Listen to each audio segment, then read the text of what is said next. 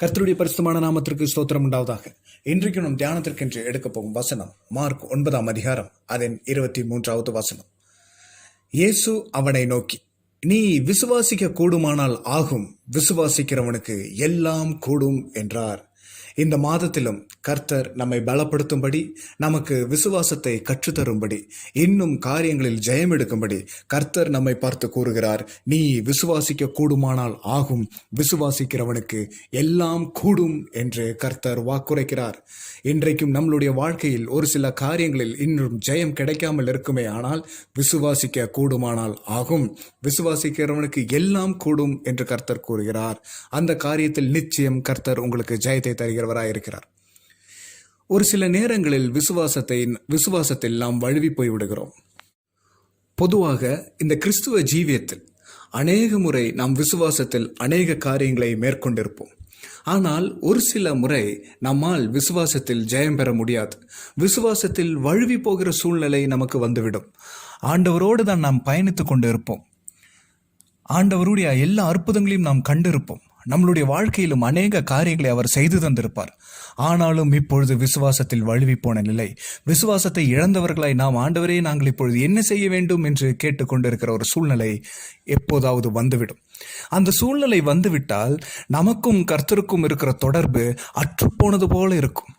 யாரும் நமக்கு உதவி செய்வார் இல்லையே என்று நாம் கவலைப்பட்டு கொண்டிருக்கிறோம். அந்த கவலையை போக்கும்படிதான் கர்த்தர் இன்றைக்கு வாக்கு தருகிறார், விசுவாசிக்கிறவனுக்கு எல்லாம் கூடும் என்று. ஒருவேளை விசுவாசத்தில் வழுவி போயிருக்கிறோமா, விசுவாசத்தில் பின்தங்கி இருக்கிறோமா, ஆண்டவரை விட்டு பின்வாங்கி போயிருக்கிறோமா, கவலைப்படாதீங்க, விசுவாசிங்க. இன்னைக்கு கர்த்தர் அந்த காரியத்தில் ஜெயத்தை தர வல்லவராய் இருக்கிறார். ஒரு சம்பவத்தை உங்களுக்கு நான் காண்பித்து தருகிறேன். சீஷர்கள் படகுல போய் கொண்டு இருக்கிறாங்க. நல்ல அமைதியான இரவு நேர கடல் பயணம். ஆண்டவர் இயேசு கிறிஸ்துவும் அந்த படகுல இருக்கிறார்.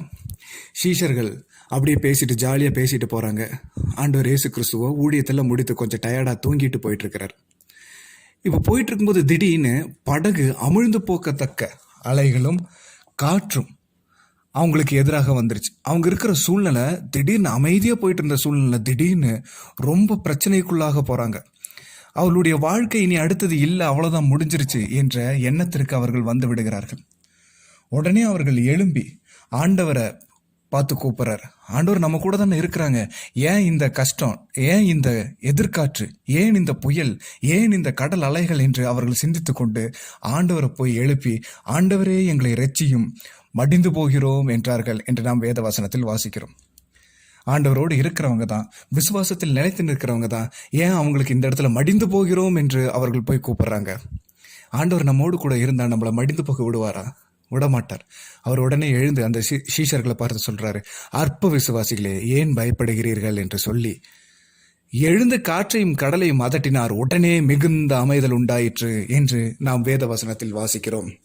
கர்த்தர் இன்றைக்கும் நமக்கு பலப்படுத்தும்படி நம்மை பார்த்து கூறுகிறார், எந்த சூழ்நிலையா இருந்தாலும் பயப்படாதீங்க, விசுவாசத்தை விட்டு பின்வாங்கி போகாதீங்க, விசுவாசத்தில் நிலைத்திருங்க, விசுவாசத்துடனே கூடிய ஜெபம் பண்ணுங்க. சீஷர்களோட தான் ஆண்டவர் இருக்கிறார். ஆனால் சீஷர்களுக்கோ மடிந்து போவோம் என்று பயம் வருது. ஏன்? விசுவாசத்தில் கொஞ்சம் விலகி போயிட்டாங்க. நம்மளுடைய வாழ்க்கையில் இன்றைக்கும் விசுவாசத்தில் நாம் கொஞ்சம் விலகி போயிருக்கிறோமா? பயப்படாதீங்க, ஆண்டவருடைய பாதத்தில் அமர்ந்திருந்து விசுவாசத்துடன் ஜெபம் பண்ணுங்கள்.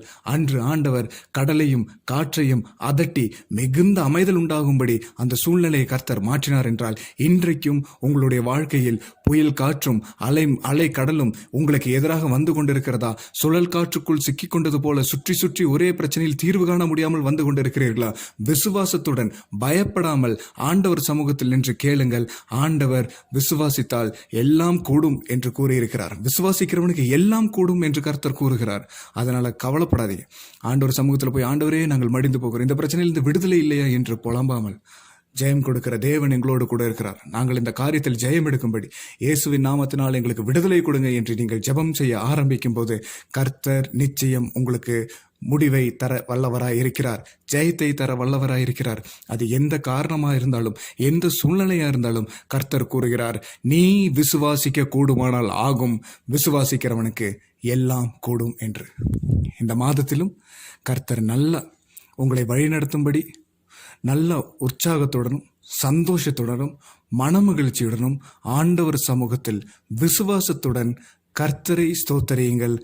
கர்த்தருக்கு உங்கள் விண்ணப்பங்களை தெரியப்படுத்துங்கள். அந்த விசுவாசம் உள்ள ஜெபம் உங்களை விடுதலையாக்கும். ஆமேன். கர்த்தர் தாமே இந்த வசனங்களை ஆசீர்வதிப்பாராக.